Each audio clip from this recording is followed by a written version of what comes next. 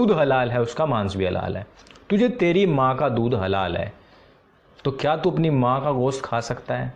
अब तू अपनी बात में यहां पूरी तरीके से इसलिए फंसता है जर्जिस, क्योंकि तूने सीधे लफ्जों में अपनी वीडियो में ये कहा है कि जिसका दूध हलाल है उसका गोश्त भी हलाल है। मैंने कहा क्या तू अपनी मां का मार के उसका गोश्त खा सकता है जर्जिस?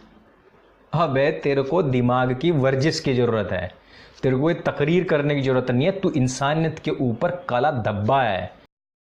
आपकी किताब कह रही है वो सब कुछ खाएंगे लेकिन हर जानवर का गोश्त नहीं, वो वही जानवर खाएंगे जिस पर मंत्र पढ़ा जाएगा, बिस्मिल्लाह अल्लाहू अकबर पढ़ा जाएगा। लेकिन एक बात तो पॉइंट की मैं भी आपको बताऊंगा, और सारे हिंदू भाइयों से आप सवाल कर सकते हो कि हिंदू भाइयों ये बताओ, तुम्हारे यहाँ सारे जानवर हराम है, हमारे यहाँ जो जानवर हराम है उनका गोश्त भी हराम है, जो जानवर हराम है उनका दूध भी हराम है।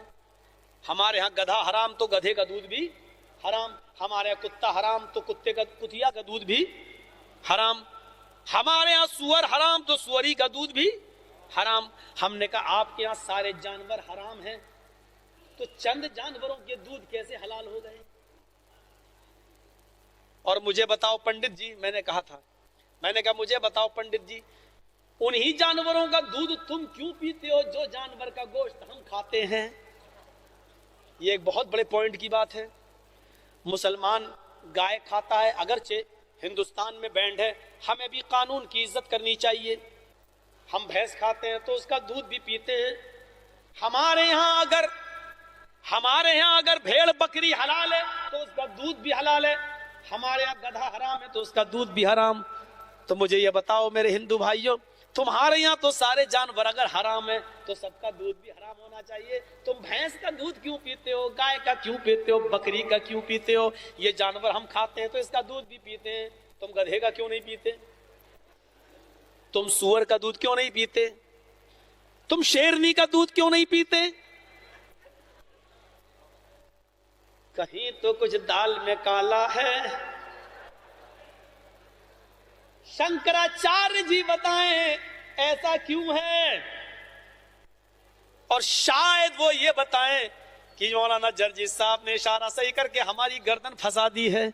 हकीकत ये है कि ये जानवर जो मुसलमान खाते हैं हमारे यहाँ पर भी हलाल हैं।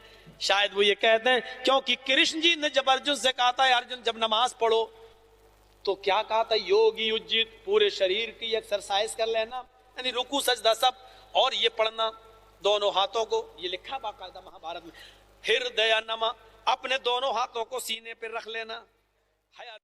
दूध हलाल है उसका मांस भी हलाल है। तुझे तेरी माँ का दूध हलाल है तो क्या तू अपनी माँ का गोश्त खा सकता है?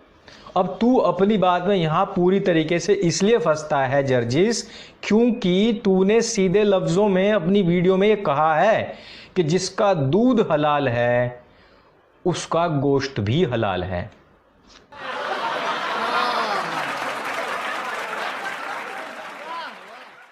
이게 왜